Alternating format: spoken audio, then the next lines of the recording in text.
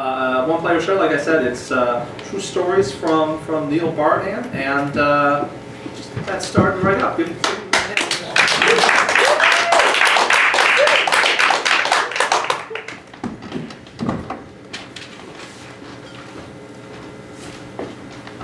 It was an honor to even be invited for a visit.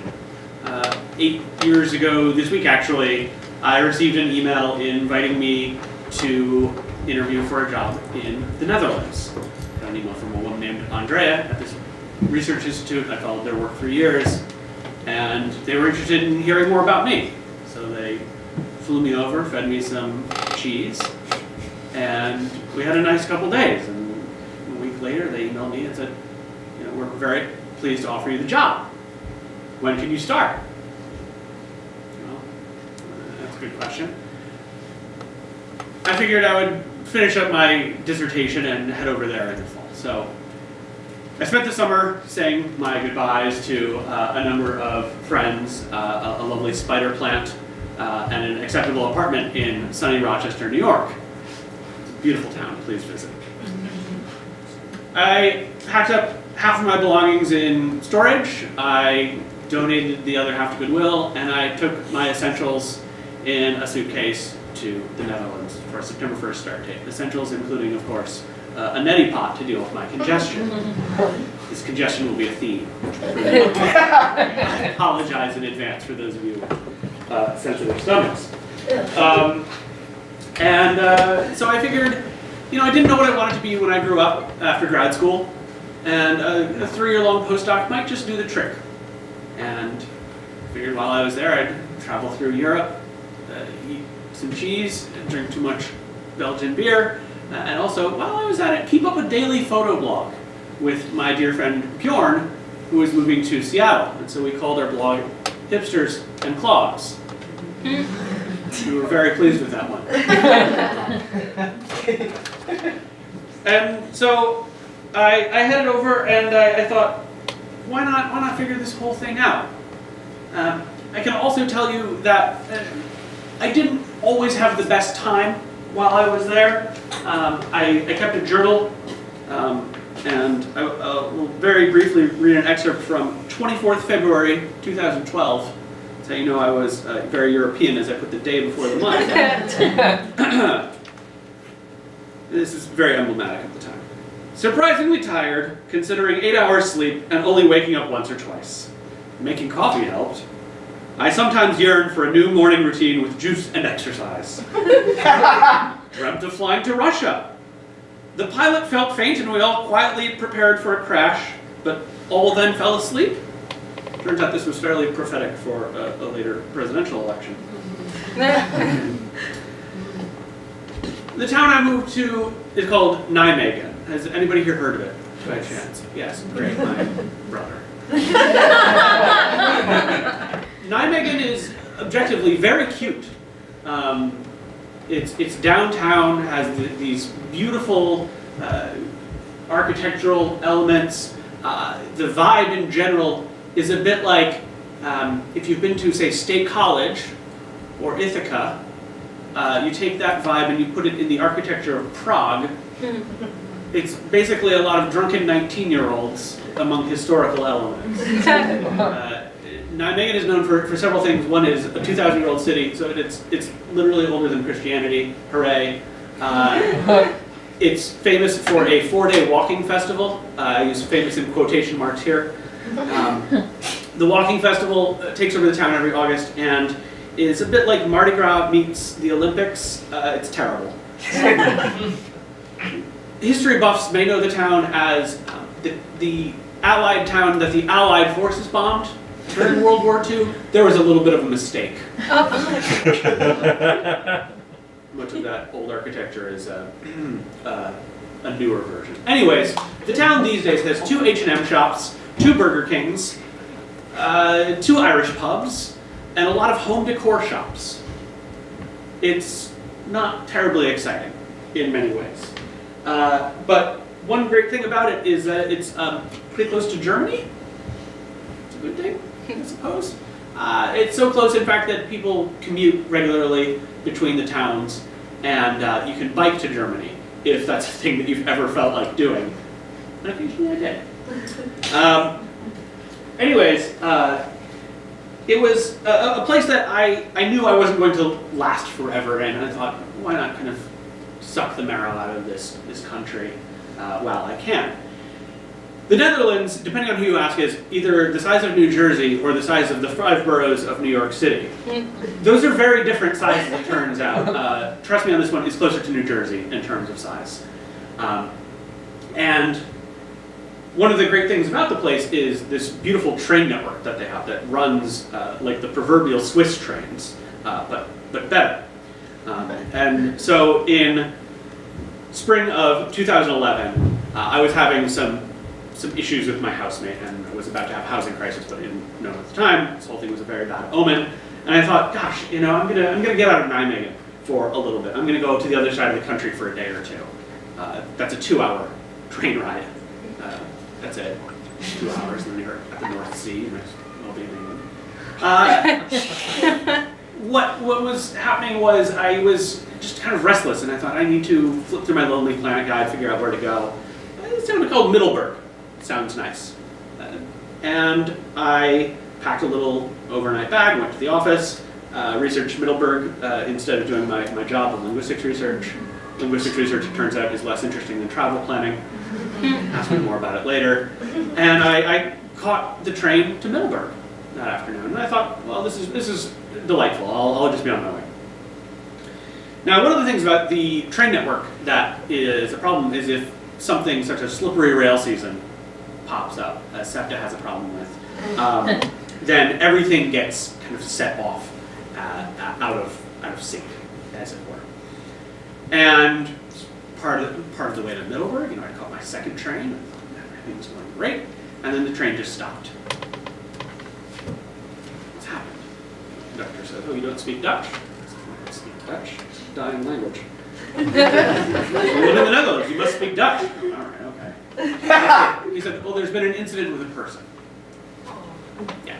This is a Dutch-English euphemism for somebody has killed themselves on the track. This is not comedic at all. This is a very real problem that that country has of mental health crises and these train tracks. And this happens like 7-8 times a week. It is a major issue in that country that people outside it don't know about. I could spend all evening talking about the trains in the Netherlands, and I will only spend another 20 minutes or so. So we all had to pile out of this train because the whole network was just shut down. And this young woman on the platform turns to me and says, are you headed to Middelburg? And I said, yes. And she said, great, my mother's coming to give me a ride. Would you like to get a ride to Middelburg with us? Sure, I'll get in a car with a stranger somewhere in the Netherlands. She seems lovely. Along the way, we picked up 2 businessmen who also needed to go to Middelburg. And so this young woman's mother just carpooled us over to Middelburg. And on the way, the mother said, oh, Neil, have you have no place to stay in Middelburg? I said, oh, it's a small town, a couple of hotels, I'll get it figured out. And she said, have you heard of couchsurfing? Yes, I've heard of couchsurfing. And she said, well, I would offer you a place to stay, but my husband doesn't like it. Thank you for your non-offer of a house to sleep on. I will continue with my journey, pretending like this never happened. Dropped me off in Middelburg, and I tried the first hotel, Hotel Apollo. I walked in, backpack on, and I say to the guy, oh, I'd like a room for the night. He says, I'm sorry, that's not possible. This is another Dutch-English phrase, and it means any number of things, but mostly it means, I don't feel like dealing with this. I'm not going to give you a reason why, I'm just going to say, and I said, okay. Just going to assume that you're full for the night. And I said, are there any other hotels in town that I might try? And he said, sure. Try Hotel Bardhan. Halfway down the block. And this town was dead. Zombie apocalypse, dead. There's no signs up saying no vacancy, just a general dead vibe. Went to the second hotel and said, I'd like a room for the night. Oh, I'm sorry, that's not possible. Have you tried the Hotel Apollo? Yes, I tried the Hotel Apollo. They sent me here. I'm sorry. cannot rent you a room tonight. All right. And at this point I thought, something's up. Is it my backpack? Is it my lack of an online reservation? Is it low-key racism? All entirely possible in this country, it turns out. And he said, well, why don't you try the Hotel Clinker a block away? Why don't you try the Hotel Clinker, sorry. Wandered on down there. As you can imagine, there was no room in the inn, and they said, did you try the Hotel Apollo? I said, try the Hotel Apollo. Did you try the Hotel Barry? I said, try the Hotel Barry. Well, I'm sorry, we have no room for you tonight. And unless you know Middleburg very well, and I'm just going to assume that nobody here tonight does, what you don't know is that there's a fourth hotel in Middleburg, the Hotel de Mauve, which means the Hotel Mosquito. I'm not kidding. It's a great name for a hotel, if you ask me. But really, it was more of a pub. There were 2 hotel rooms in it. So I made my way over. On the way, I stopped at the train station, checked, all right, if this all goes pear-shaped, what's my last train out of here? 11:23, fine, hop on that if I need to. Went to the Mug, ate a very good plate of ribs, had 2 beers, and said, do you have any rooms available? And they said, no. Okay, I'll hop on the 11:23 out of here, and I'll be home in the middle of the night. Nobody's alive there. So I rode the train out of Middleburg, and I was one of 2 people on the train. And the man next to me offered me his pear juice. He told me about a party he was going to. He was very friendly, and I still don't know what was up with that pear juice to this day. I'm sure he meant well, it just seemed a little odd. So, we had to stop over in Roosendaal, which is, again, I'm just going to assume nobody here knows much Dutch geography. I apologize if I'm patronizing you. It's a small town in the southern part of the country. It's convenient if you need to get to Belgium, which you occasionally do. And I had stopped in Roosendaal on a date once. Story for another time.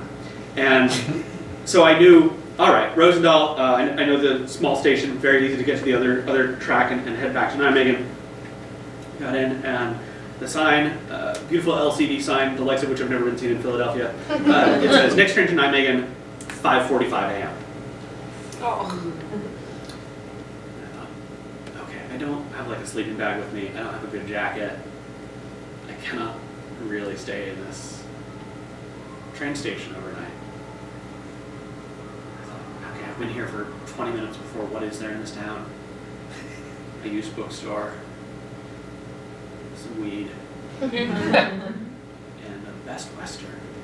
So I went across town. It took me about 30 seconds to walk it. And this wasn't a Best Western that you can just like walk into the lobby of. It's not like your proper Best Western. It was a Dutch Best Western. You had to ring a doorbell to get in. I rang the doorbell, and this sleepy Dutchman comes downstairs. He's just wondering, what the hell is this kid doing here in the middle of the night? And I said, I'm so sorry, do you have a room available? And he said, yes, that will be 120 euro. Did the very quick math and thought, that's 120 euro that I can happily spend on having a bed tonight. So I paid it, got up to the room, discovered that there were 2 twin beds. So it was really lush accommodations. I had my choice of beds that night, y'all. I took the one closer to the window and called it a night there. I woke up and I ate the most expensive continental breakfast you've ever imagined. And so there were all these little quirks of living in Nijmegen and living in the Netherlands to deal with. And one of them was that you're in the middle of nowhere. Put it very bluntly. Yes, you're very close to Germany, but you're close to the middle of nowhere, Germany. And so I traveled a great deal just to get out of this boring town. In 2012, I visited 13 different countries. I was very bored, except for when I was traveling, and I was very excited. So I became kind of a low-grade import-export guy for myself. When I was in the States, I had to stop at particular places, and I had to bring certain things back. My friend Dave, who got married in Philadelphia that year, demanded, you must bring me 1 bottle of Dutch Heineken. They say the water is better over there. He didn't drink it. I'm still holding a grudge. Anyways, so I'm doing all this import-export business, very, very small stakes, I suppose you would say. But one of them that was very important to me was when I would go to England, I would buy drugs. So the problem with the Netherlands is you can't get good drugs there. And what I mean is you have two kinds of pharmacies. You have the homeopathic place, and then you have the place where you can get your straight up prescriptions. But there's not really like anything in between. There's no like over-the-counter stuff. I couldn't buy, say, Benadryl there. I had to pick that up stateside or in the United Kingdom. So one of the things I picked up regularly in London when I was up would be Sudafed. As mentioned earlier, I'm a congested man by default, and just had to pick some up at Heathrow on my way out when I came back. And all this traveling, all this cheese, it was not good for my system, and the Dutch weather is also very gray and sad, and so congested a great deal, and so I popped a British Sudafed, we'll call it, and thought I'll go to bed for the night. About 10 minutes later, I thought, maybe I should have checked the ingredients on it. Who knows what those Brits do? Looked through, and I saw on the label promethazine. That sounds odd. What's that? Go to Wikipedia, search for all good pharmacology knowledge. And promethazine is a great antihistamine. It's often bundled with decongestants. You're learning a lot more tonight about decongestants than you probably want to. And importantly, it's a member of the phenothiazine family. So offhand, anybody hip to these? Nope. Great. I'll get into this one. Phenothiazines include a lot of antipsychotics, such as thorazine, that you may have heard of, compazine, and these do a lot of other things like migraines and nausea and blah, blah, blah, blah. Most importantly, I'm deathly allergic to them. Oh. Spoiler alert, I lived this experience. You're all very concerned for my health all of a sudden. I learned when I was much younger that compazine and thorazine just could be a terrible allergic reaction that looks a lot like this for like an hour on end. It's very tiring. Cured with Benadryl, strangely enough. It all comes back to Benadryl, folks. So I thought, oh no, if I ingest this drug, I am going to have a really bad time in one way or another. So I forced myself to throw up and thought, well, hope that one clears that out. Went to bed that night and thought, it's been a good run, I guess. I woke up the next morning, felt fine. Next night, thought, should I try another one of those? No. So what I learned was, when you're buying drugs in other countries, be sure that you know what you're getting, even if it's British Sudafed. That's all that one is.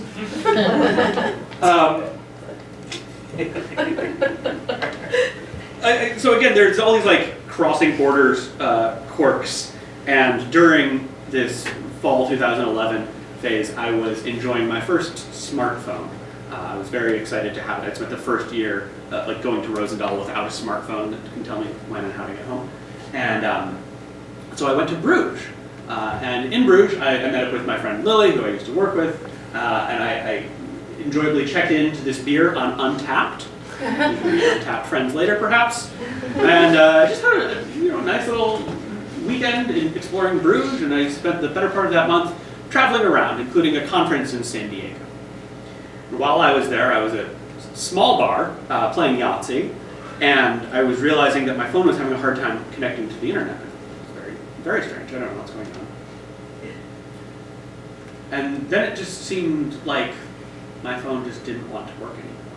So I managed to fly back just using Wi-Fi and prayer. And Monday morning, I thought, I gotta go to the Vodafone store and sort this out. So it's this store on this downtown street with 2 H&Ms, 2 Burger Kings, 2 Irish pubs, right? We're all familiar. And I walked in, and they said, "Sir, we've shut down your account." "Oh, have you?" "Yes. It seems your phone has been traveling with it." "No, I've been with it the entire time." They said, "But sir, you don't have the roaming package." I said, "Right. I don't need a roaming package because it's free. It's like included with my account." I had this whole discussion with your colleague earlier when I set up the account. They said, no. You have to opt in to the roaming package that is free. Oh, sure. Sure, that makes perfect sense for a border town in a tiny country the size of New Jersey. Well, how much do I owe you? Sir, that will be 900 euro. Oh! Excuse me? Yes, it will be 900 euro. We've incurred a great deal of data traveling in the United States. Oh! I didn't know what else to do other than just pay the ransom and get my phone back. It seemed easier than just setting it all up all over again. Vodafone and I we're no longer friends. It's because of the distance, trust me. So, there were some good things that happened to me while there. It wasn't all drug interactions and expensive incidents. I spent a week in Germany at a contemporary art fair and sleeping in a camper named Donald Duck. You can't make that one up. My friend Amelia, who I'd grown up with, had emailed me and said, "I'm visiting my sister in Germany for a while. You want to come and hang out?" So I said, "Sure." And I thought this will be a nice, easy trip. 2-3 trains. Just know that this was a 4-train, 1-bus, 2-tram journey.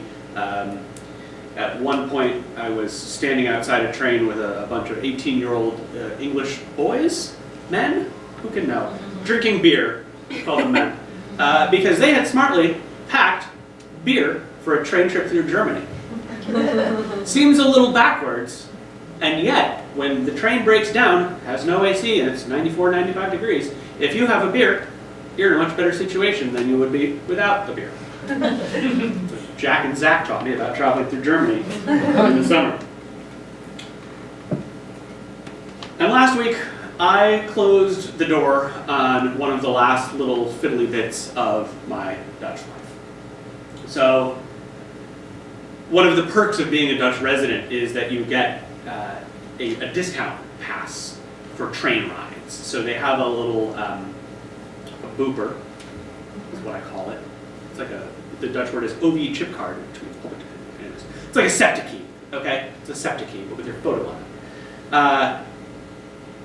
You subscribe to it and pay 80 euro a year, and you get 40% off all non-peak train times. This is a sweet, sweet, sweet discount, folks. If you're basically not traveling on the train between 8 and 9 a.m., that you should have this card. So I did. Until last week. What happened was I let the subscription keep going so that I could get out of the country on a cheap ticket, right? And lost my OV chip card at some point moving across continents, and over the course of 4 years didn't quite know how to re-find it. Last summer I got an email that I owed them 120 euro that had been previously automatically deducted from my still open Dutch bank account. And I thought, oh gosh, my Dutch bank account has less than 120 euro in it. There goes my retirement fund. But I thought, gosh, okay, I'll transfer you the money. To wire them the money. They say, you can't wire me the money. This whole thing, they threatened to sue me over 120 euro. And just keep thinking, like, is your time really worth this? I don't think so.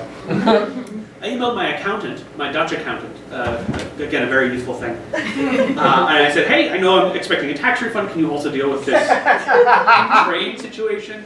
And he said, blah, blah, blah, yes, tax refund, blah, blah, blah. Ignored the train refund situation. Finally, I thought, I think I'm done with this situation. This fall, I was in Chicago hanging out with my friend Dan, who I used to work with in Nijmegen. And I said, hey, so this funny thing happened, right? The railway, they got my card, they're all taking my money, I'm not using it, I don't know what to do. And he said, oh, Sincasso, the collection agency, they email you too? Yeah, no, we battled that. And he didn't actually have any answers, just a lot of commiseration. Are you just paying again this ransom money to these Dutch people because you don't know any better? And so 2 weeks ago, I got an email from the train service again, and they said, you know, it's 2018, Neil. You owe us some money. Because I haven't been there in over 4 years. I'm not using it. I don't know how to use it. And everything on the website says you need to cancel it in person. Finally, it occurred to me, Neil, just tell them you lost the card. So I emailed in English and said, I'm sorry, I've lost the card. I haven't been in your country in 4 years. I don't intend on living there again. And a man on the other end wrote back and said, Dear Neil, we understand that you have lost your card. We are sorry that you no longer live in the Netherlands. We have canceled your account and will no longer charge you for your subscription. I am very happy to be here now. Thank you.